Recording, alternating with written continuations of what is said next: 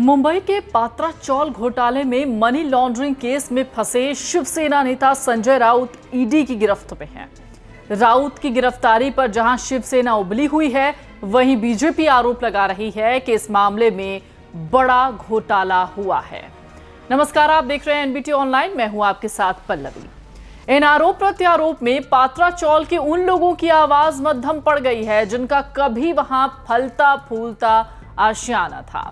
उन्हें बड़े बड़े सपने दिखाए गए, इतना भरोसा दिया गया कि वो अपना आशियाना खाली करने पर राजी हो गए।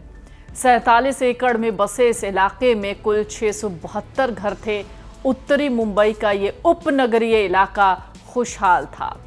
टीन के चदरे वाली चौल में रहने वाले लोगों को ऐसे सतरंगी सपने दिखाए गए कि वो कुछ समय के लिए अपने छत को भूल गए और बेबस जिंदगी जीने को तैयार हो गए। चलिए अब पात्रा चौल जमीन घोटाले की पूरी कहानी आपको समझाते हैं। 2007 का वो साल, Maharashtra housing and area development authority यानी महाडा ने पात्रा चौल में 500 से ज्यादा परिवार वहां पर रहते थे।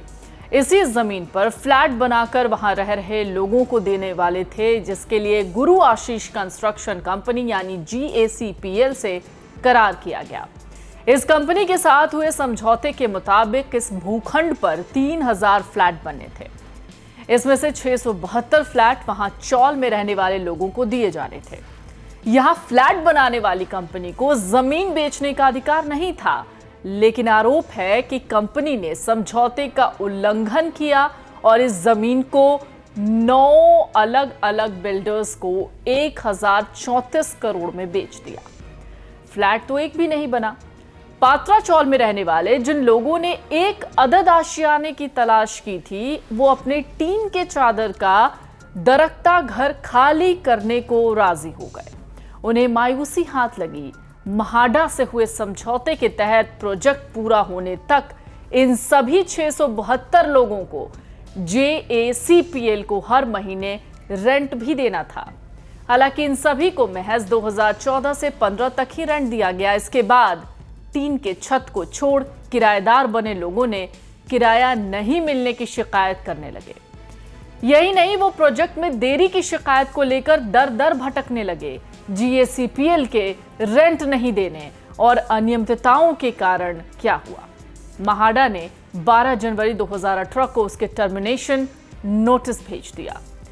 इस नोटिस के खिलाफ 9 बिल्डर बॉम्बे हाई कोर्ट में याचिका दाखिल कर चुके थे। इन सब चक्करों में प्रोजेक्ट का काम रुक गया और बेचारे चौल के 672 लोगों को कुछ नहीं मिला।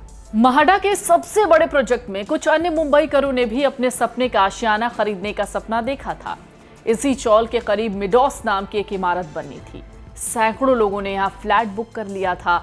इस इमारत की अगर बात करें तो 2015 तक बनकर तैयार हो जाना था, लेकिन डेडलाइन खत्म हो गई। इसके बाद भी फ्लैट बायर्स के सपने पूरे नहीं हुए। GACPL ने न तो यहाँ 672 लोगों के लिए फ्लैट बनाए, ना ही मिडोस प्रोजेक्ट को शुरू करने दिया। बिल्डर ने मिडोस प्रोजेक्ट को A, B और C विंग का काम केवल 2 मंजिल तक पहुंचाया। D विंग का काम केवल प्लिंथ लेवल तक पहुंचा। E, F और G विंग में तीसरे माले तक निर्माण हुआ। ये सब इमारतें 27 से 33 फ्लोर की बननी थी। मिडोस फ्लैट बायर्स ने बताया कि 2010 से 12 तक तो यहां कोई काम ही नहीं हुआ। 12 में निर्माण कार्य फिर शुरू हुआ, लेकिन उसको फिर रोक दिया। तो चलिए बात करते हैं संजय राउत की इससे कनेक्शन की। आरोप है कि गुरु आशीष कंस्ट्रक्शन ने फ्लैट बनाने की बजाय 47 एकड़ जमीन को 8 अलग अलग बिल्डरों को बेच दिया। इससे कंपनी ने 1034 करोड़ रुपए कमाए।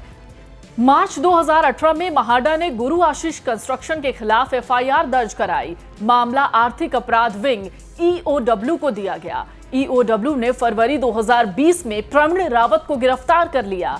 यह भी कहा जाता है कि प्रवीण राउत संजय राउत के करीबी हैं।